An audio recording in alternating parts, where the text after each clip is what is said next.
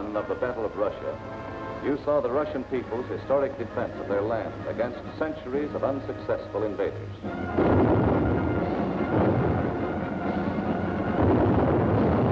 You also saw how after 5.5 months of Nazi blitz, the Russians stopped Hitler at the very gates of Moscow, and how, in spite of Hitler's prediction that by December of 1941, the swastika would fly over the Kremlin towers. December had come, but it wasn't the swastika that flew over the Russian capital, and it wasn't the Nazi conquerors who marched through the streets of the ancient city, but fresh reserves of the Red Army on their way to reinforce and relieve the front lines.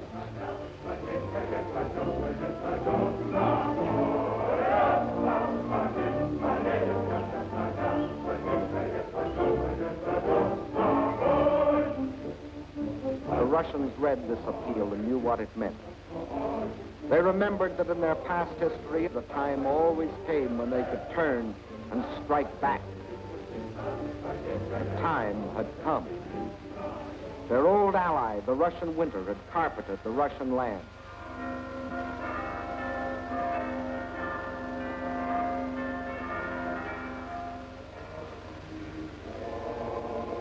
And while in the churches of Russia, men of God prayed for victory against the invader,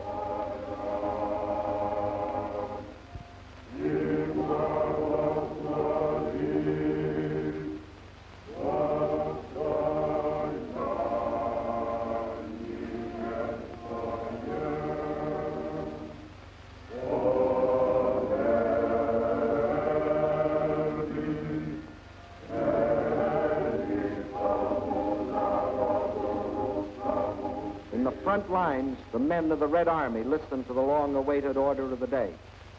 The whole world is looking to you to destroy the German hordes. The war you are fighting is a war of liberation, a just war.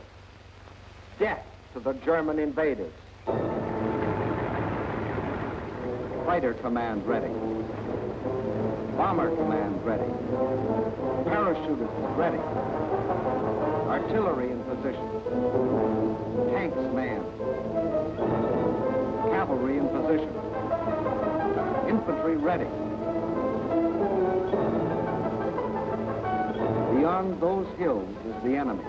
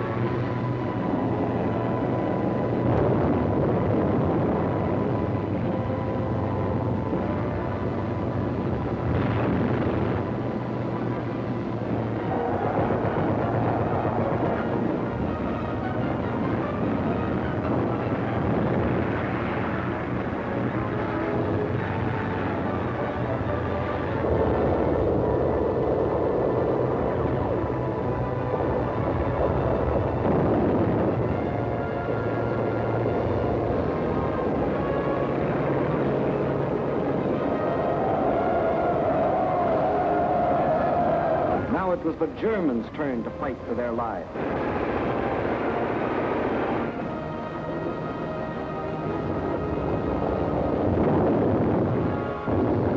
Now, for the first time, it was the German army that retreated.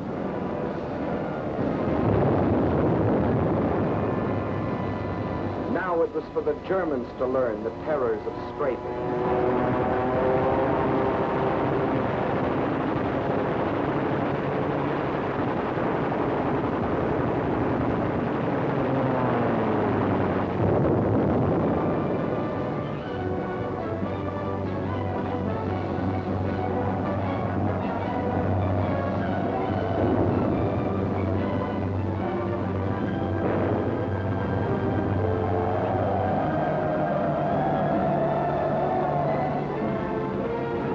Village after village, town after town, on the Red Army swept through the country which for days and weeks had been under the invaders' yoke.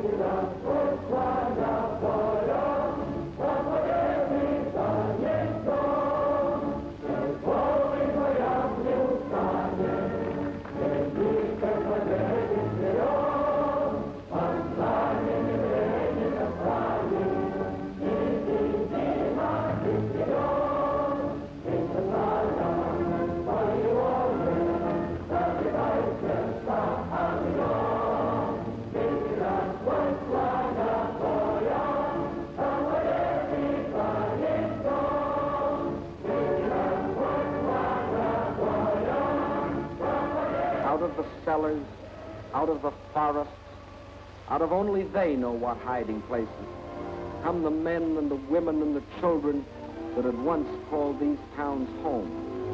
Soldiers and guerrillas find wives and mothers. Friends are reunited. There is thanksgiving in their streets, thanksgiving in their hearts. But there is also something else, something they will never forget, their ruined homes. The shattered towns they once had known as thriving and prosperous communities. They stand gutted now, ghostly relics of what they once had been. Nothing has been spared.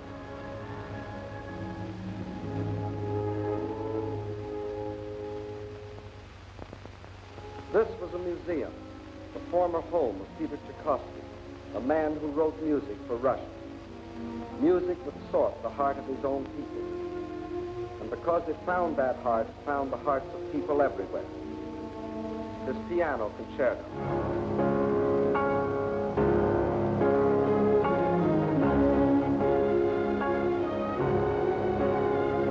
The Fifth Symphony.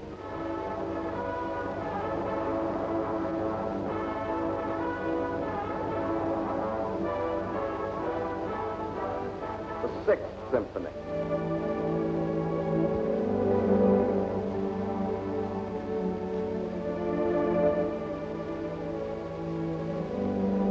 His work was, is, and always will be inspiration to countless millions.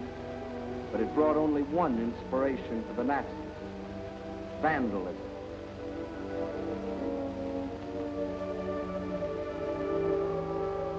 And this is the home of Leo Tolstoy, the author of the immortal novel, War and Peace. His home, too, was a museum, until the Germans came. And this is Tolstoy's grave. If the Nazis buried nearby had read his famous book, they would have learned their fate beforehand. But there were other dead the Nazis didn't bury. Russian dead. They weren't soldiers, and they weren't killed in battle.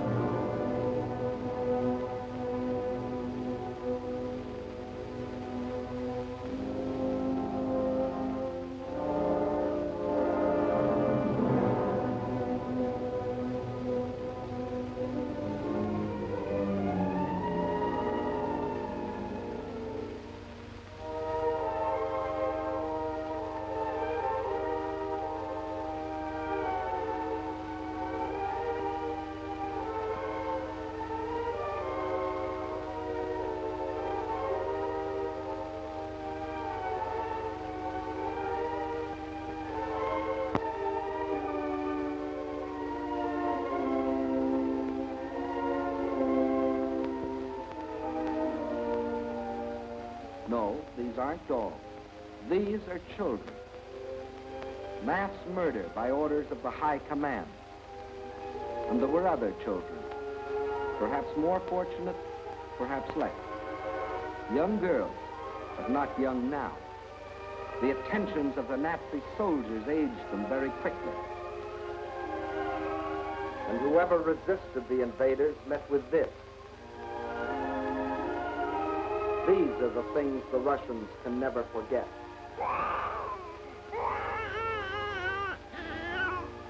These are the things the Russians will never forget. These are the reasons why every Russian pledged his life to uphold this sacred oath.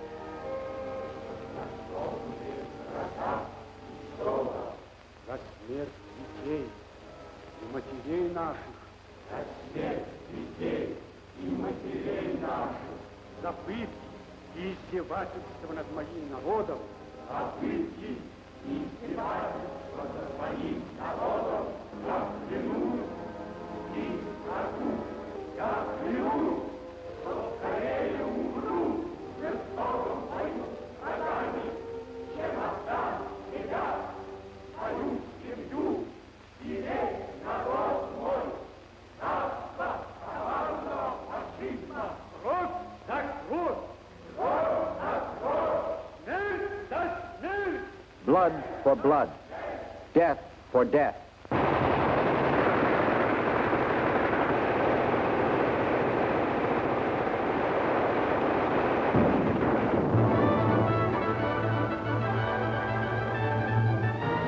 That is the reason the Russians smashed on, deeper and deeper, along the entire front from Rostov to Leningrad.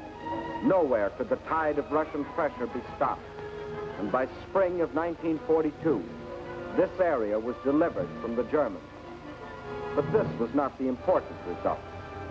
Not that this town or that village was retaken, but that the whole legend of Nazi invincibility had been shattered. German armies could retreat too. German armies could be defeated. German troops could be captured.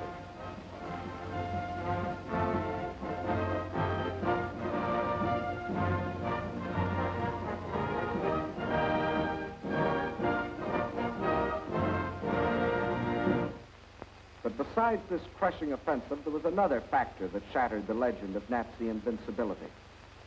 That factor, which will live forever in the history of this war, was written by the people of this city.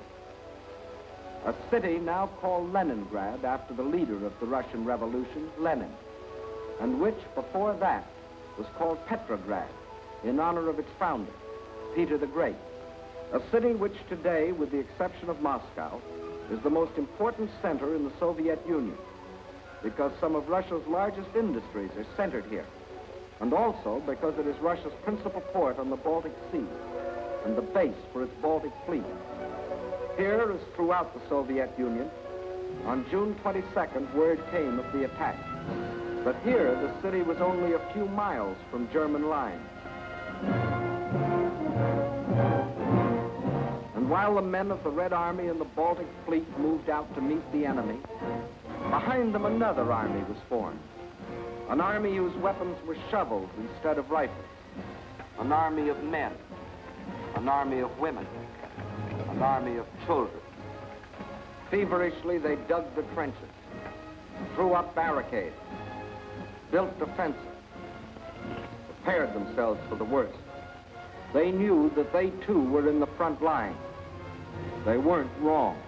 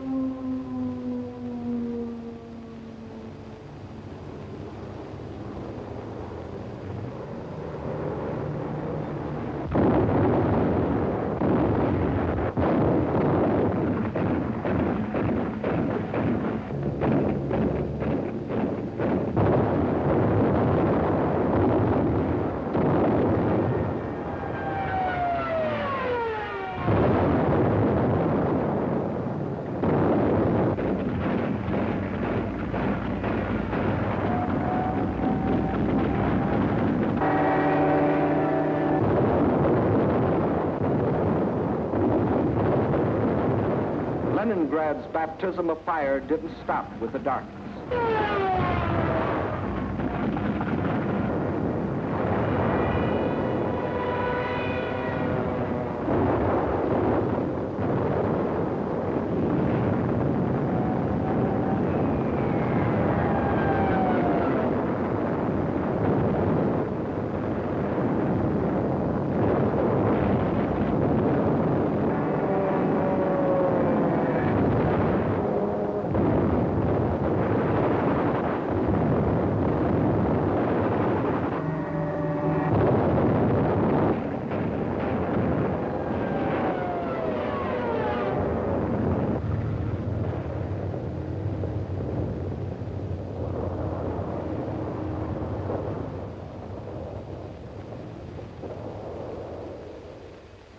Finally, the morning comes, and the people of Leningrad dig themselves out from the ruins.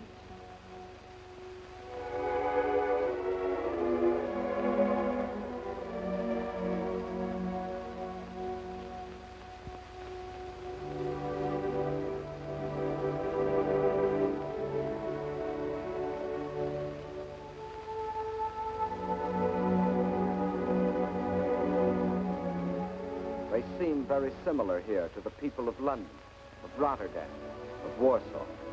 As in those cities, there were ruined homes, museums, and other important military objectives, like the Russian Dumbo from the Leningrad Zoo. But there was one important difference. Bombing from the air was only one small part of what the people of Leningrad had to face. In September, the Nazis surrounded the city and announced it was cut off and doomed. The German commander sent the city an ultimatum demanding its surrender. He is still waiting for the answer. Thus began the siege of Leningrad, a siege that was to last for nearly 17 months. In Leningrad, as everywhere else in Russia, the winter came early that year. A cold, hard winter, the hardest in years. But here, unlike everywhere else in Russia, the winter wasn't an ally, but an enemy. Here, the 10, 20, 30 below zero temperatures could only mean more suffering, more hardship. In the trenches outside the city, trenches of snow and of ice, the defenders stuck firm to their oath, to die if necessary, but not to go backward one more step. And the enemy, in spite of all its efforts, was stopped at the very gates of the city. A city now facing disease, famine, destitution. There was no oil for fuel, no power for the electric line, but the people defied the elements and trudged the necessary miles to lathe and workbench. The pipes froze, water was shut off, so they dug holes through the streets until they could get to water.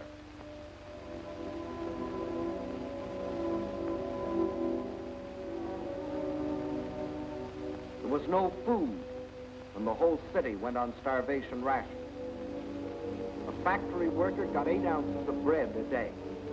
Everyone else, child and adult alike, only 4. And to keep the dread enemy of disease from stalking the streets of their city, an army of women worked with shovels, worked with picks in those streets every day, clearing away the rubble, the refuse, the sources of contamination.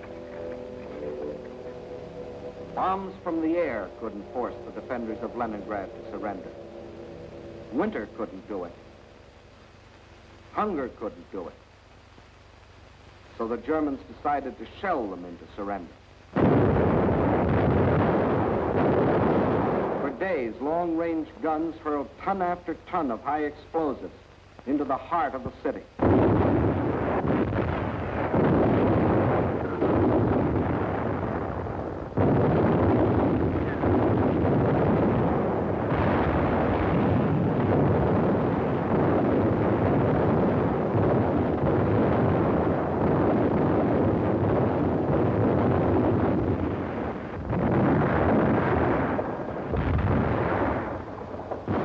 The more the people of Leningrad were shelled, the harder they worked.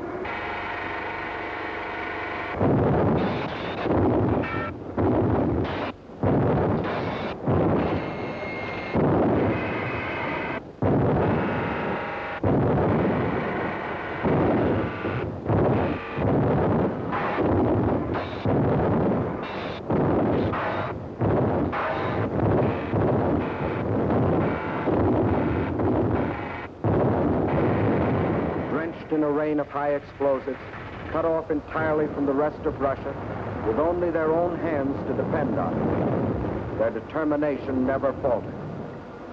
Every day, more people died of cold, disease, hunger. This was Leningrad in its darkest hour. And then a miracle happened. To the west of Leningrad is the Baltic Sea, and to the east and north is Lake Ladoga, 7,000 square miles of inland water. The Finns and the Germans occupied one border of the lake to about this point, and in the south the Germans controlled the lake to here. Between these 2 points was a stretch of lakefront still in Russian hands, but there was nearly 100 miles between this shore and the beleaguered city. 100 miles of what had been open water and was now snow-covered ice.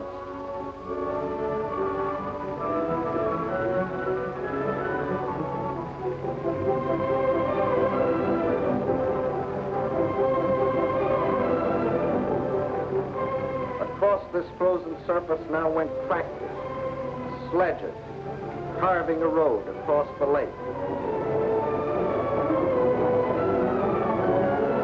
And soon across this highway, from the far side of the lake, poured a stream of trucks, bringing in food, oil, grain, fuel, truckload after truckload of fresh light for the people of the city. Too late, the Germans discovered that they had left one avenue of rescue open.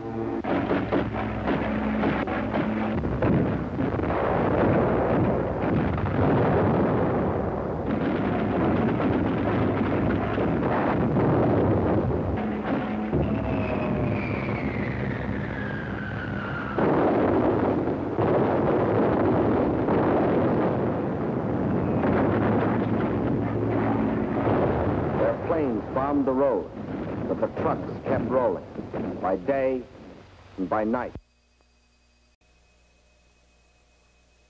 And soon more than trucks would reach the city, so the Russians were now laying a track across the ice.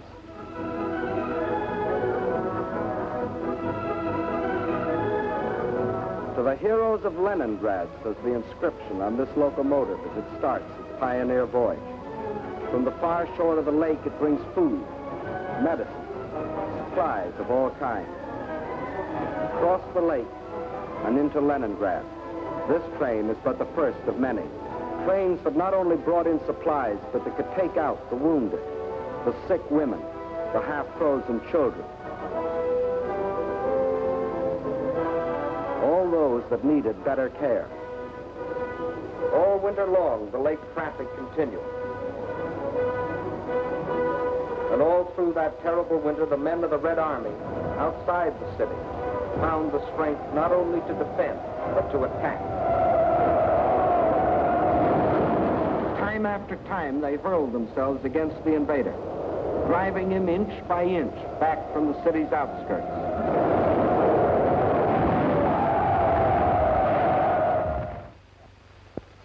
And then spring came. Spring.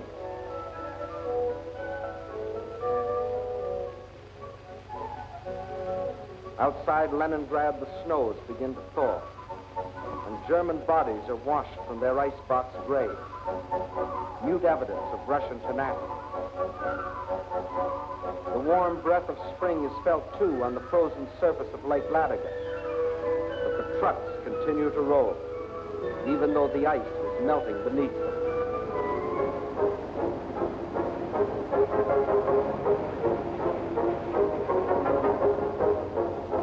Spring, as it invariably does, comes to the city, too.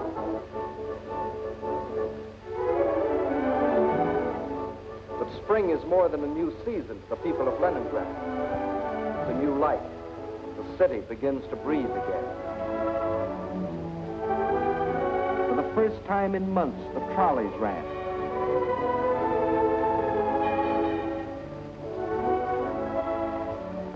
That first day, it seemed that every man and woman and child in the city had to go for a ride.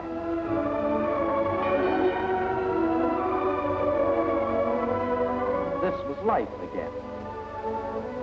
Life for the Leningrad children that weren't killed by Nazi bombs or by the horrible winter. Life for the Russian WACs, the women of the Red Army. And for the Russian Wave, the women of the Red Fleet. And for the sailors of the fleet themselves, the artists of the famous ballet theater have come to offer entertainment.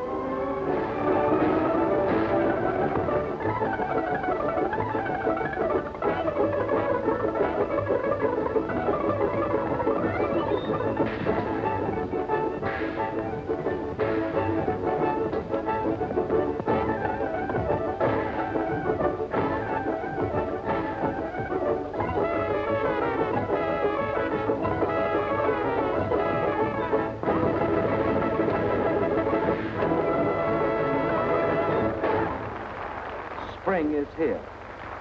Summer is coming. And Leningrad is still free. Although some Germans did finally succeed in getting into the city. But under different circumstances than they had anticipated.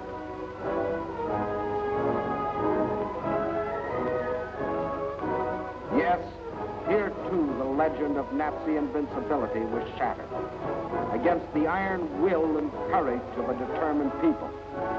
The citizens of Leningrad have proved that generals may win campaigns, but people win wars.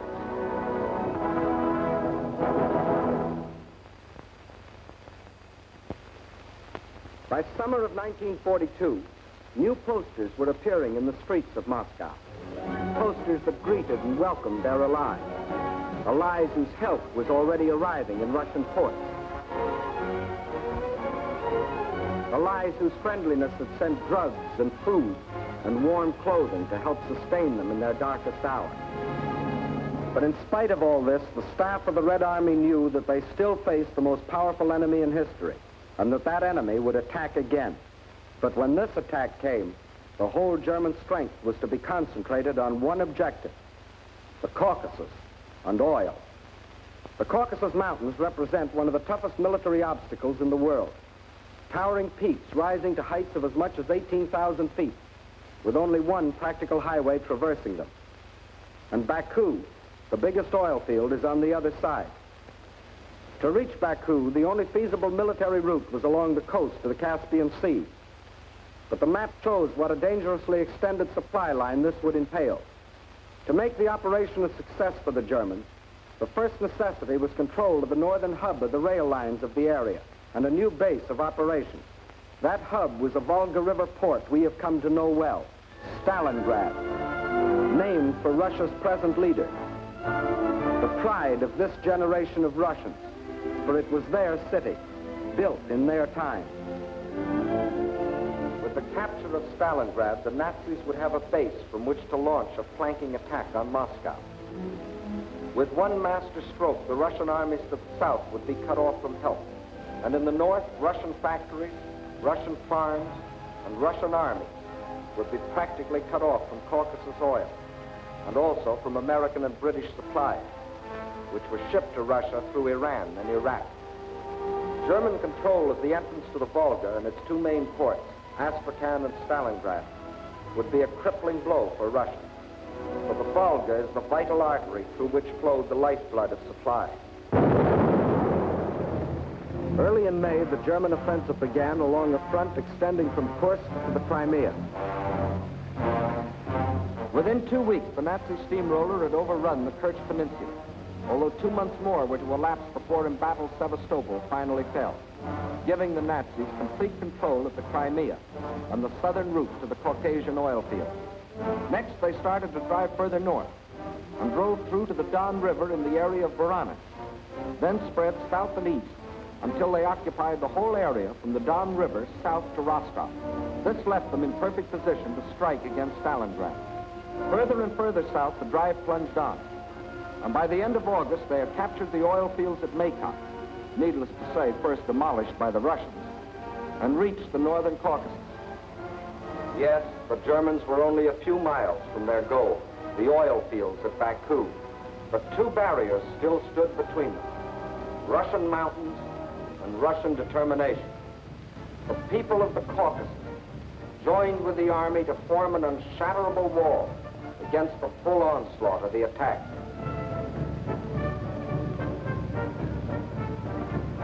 Further north, the Nazi pincers were within 15 miles of Stalingrad. This city had become the focal point of the whole campaign. Regardless of the cost, Stalingrad must be captured. Those were the German orders. Fire! Fire!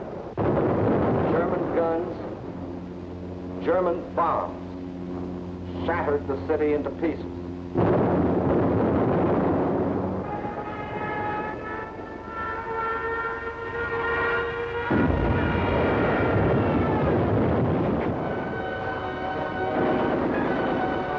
By September 20th, the Germans, after 30 days of grueling and ceaseless fighting, battled their way into the city's outskirts.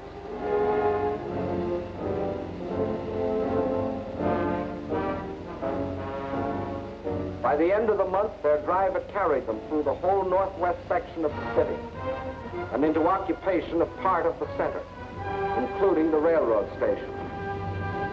On the last day of September, Hitler announced that the fall of the city was only a matter of a few days.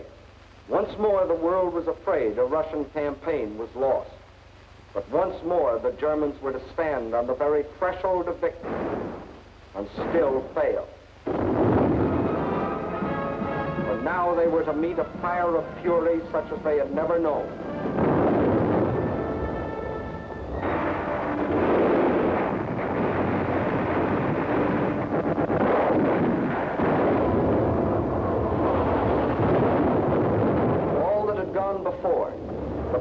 Waged in the streets of Kiev, Rostov, Odessa, Sevastopol. These were all preludes to what happened in Stalingrad.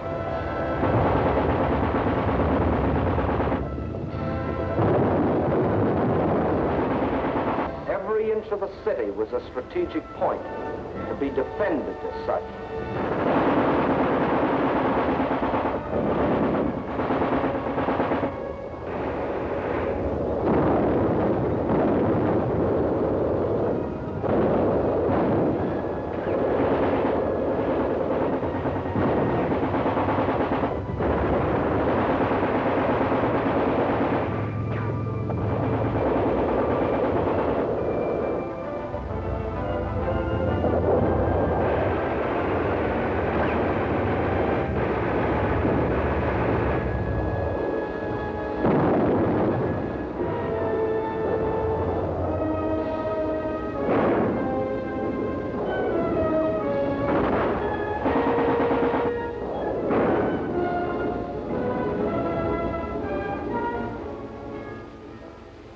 By the end of October, snow covered Stalingrad.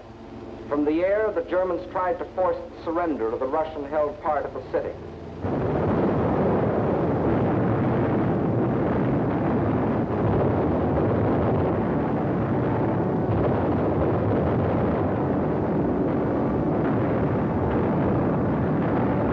At the same time, the battle of the streets continued.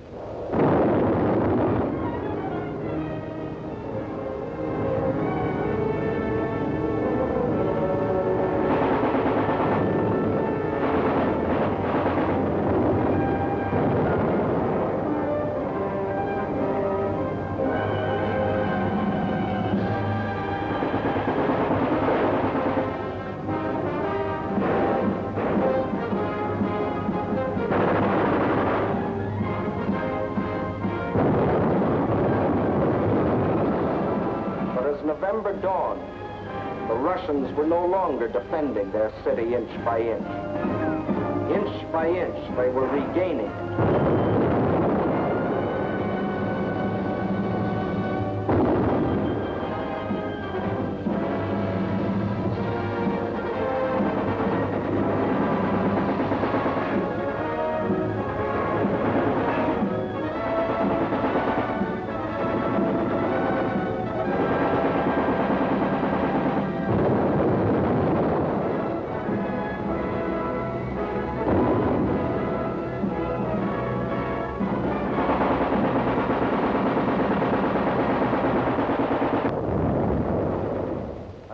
as the whole world spoke in admiration of the city of steel, the ticker tape brought us breathtaking news.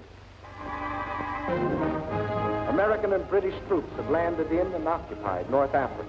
Further east, the British Eighth Army was driving westward, pursuing the vaunted Africa Corps. And in the northeast, the Red Army had launched its smashing counteroffensive. The Germans were learning the real meaning of the word combined operations. As though a spring had been released, the Russians attacked along the entire front. In the far north, the Germans felt the first impacts as the Russians recaptured Schlüsselburg, breaking the Axis ring around Leningrad. Soon after, another offensive lashed out further south, bypassing the Germans' defense position of Rzhev and plunging down to Veliki Luki. Still another Russian blow fell in the Voronezh area, pushing a threatening spearhead deep into the German lines. In the far south, the Germans were moving away from Grozny instead of toward it, under the force of the Russian attack. At Stalingrad, the Germans were about to meet new opponents.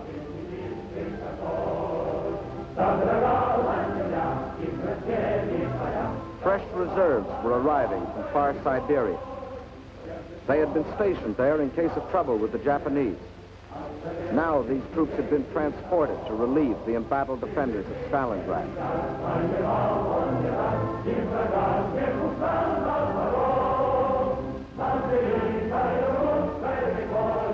And as the reserves entered the city, at headquarters, the commanders of three Russian armies were meeting. The Germans had fought for Stalingrad as a prize. The Russians were determined to make it a trap. Two simultaneous attacks were launched, one from the north, one from the south. The German armies encircling Stalingrad were now themselves threatened with encirclement. Finally, the two prongs met.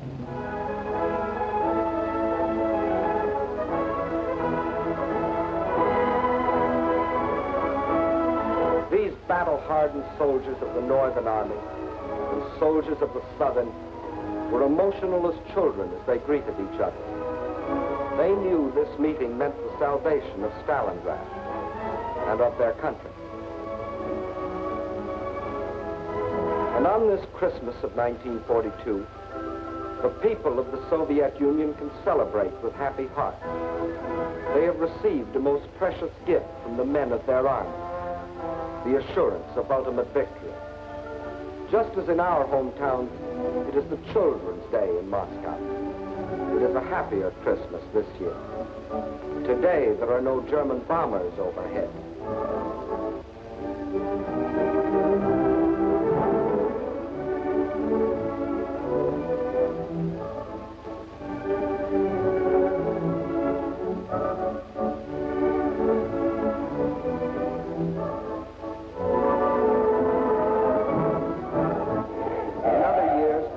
Like ourselves, celebrated on New Year's Eve, but not now.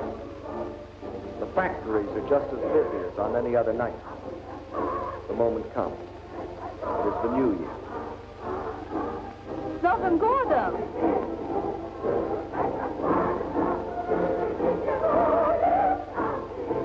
And at the front, the greeting is the same, up to a point.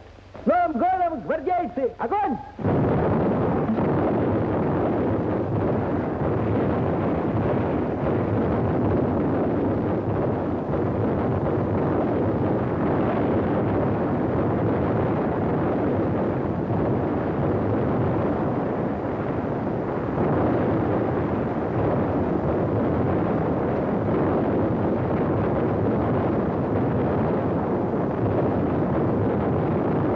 Outside Stalingrad, the icy winter becomes a fiery hell.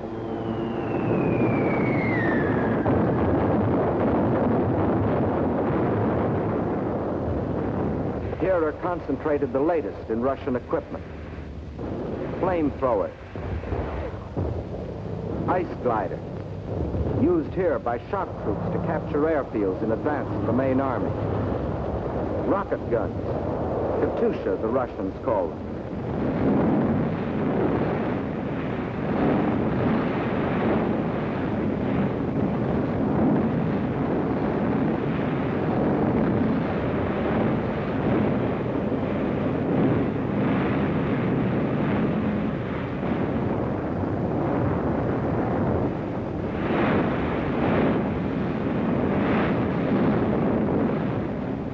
Every last resource of the Red Army was thrown into a crushing offense of ultimate destruction.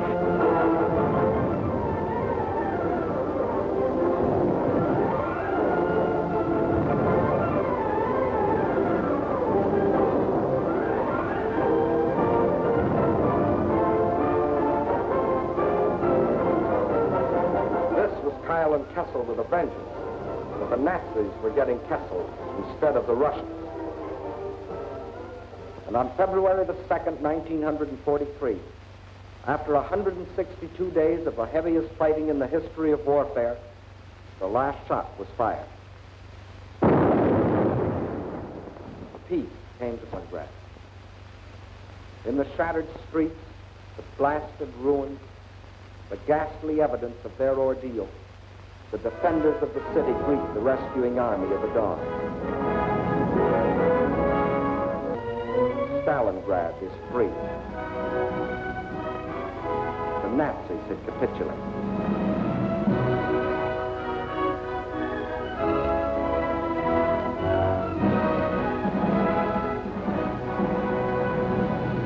The German generals who had been ordered by Hitler to take Stalingrad regardless of the cost, and who had obediently promised that the city would be his. These generals, 24 of them, who had covered themselves with such glory and such medals on the fields of Poland and Norway and France, they now had only their past glory to comfort. This is Field Marshal von Paulus, Commander-in-Chief of the German armies at Stalingrad. This is the man who told his soldiers that if they surrendered, he would see to it that their families died in reprisal. When he faced his captors, perhaps his worried expression reflected an anxiety that Hitler might take the same revenge on his family.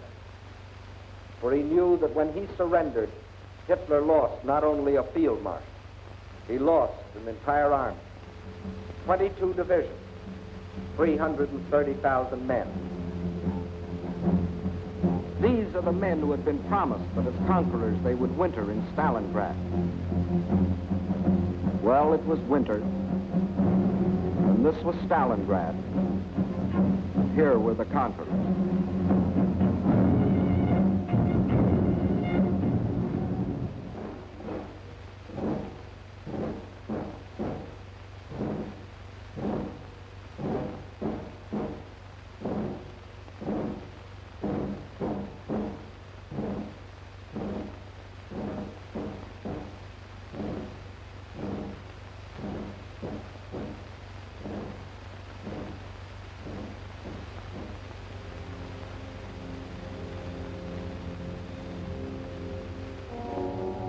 And when another spring broke over the Russian countryside, the results of the winter were clear.